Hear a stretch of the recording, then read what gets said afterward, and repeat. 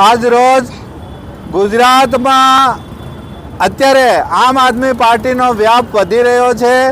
દિવસે ને દિવસે આમ આદમી પાર્ટી ગામે ગામ નગરપાલિકાઓમાં ઘરે ઘરે અત્યારે એનો વ્યાપ વધી રહ્યો છે। લોકો અમારી સાથે જોડાઈ રહ્યા છે। ત્યારે આ ભાજપ અને કોંગ્રેસ બંને પક્ષોને ગમતું નથી, જેના કારણે અગાઉ 2 દિવસ પહેલાં જ અમારા વિસાવદરના ધારાસભ્ય ગોપાલભાઈ જે જામનગર મુકામે સભા યોજી રહ્યા હતા, ત્યાં જ એક કોંગ્રેસના નેતા આવીને અમારા જે આગેવાન છે એમના પર જૂતું ફેંક્યું ને એમાં સાથે સાથે જે ગુજરાતની પોલીસ છે તે પણ સામેલ હોય એવું દેખાઈ રહ્યું છે। ગુજરાતની પોલીસ તરત એમને પકડી લે છે અને લોકોને મારવા નથી દેતા।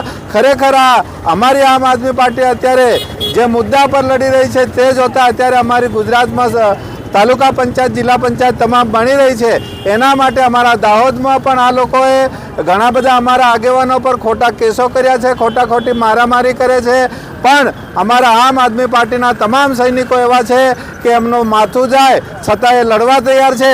એટલે આ ભાજપવાળાને અમે કહેવા માંગીએ છીએ કે તમારી સરકાર ભલે અહીંયા સભ્યથી માંડીને દિલ્હી સુધી હશે, પણ તમે સમજી લો કે આ ગુજરાતમાં તમારી સરકાર બનવાની નથી, તમારી તાલુકા પંચાયત બનવાની નથી, જેથી ખરેખર તમારે આ માથાકૂટમાં પડવાની જરૂર નથી। ન તો અમારી આ જનતા છે એ જાગી ગઈ છે, તમારા ભ્રષ્ટાચારીઓની સામે અમારી જે પ્રજા છે એ લડે છે ને તમને જે અત્યારે જે પરિસ્થિતિ છે નેપાળવાળી ના થાય એની ખાતરી રાખીને અમારા માણસો પર હુમલો કરજો। મારું નામ છે નરેશ બારિયા, આમ આદમી પાર્ટી સંગઠન મંત્રી।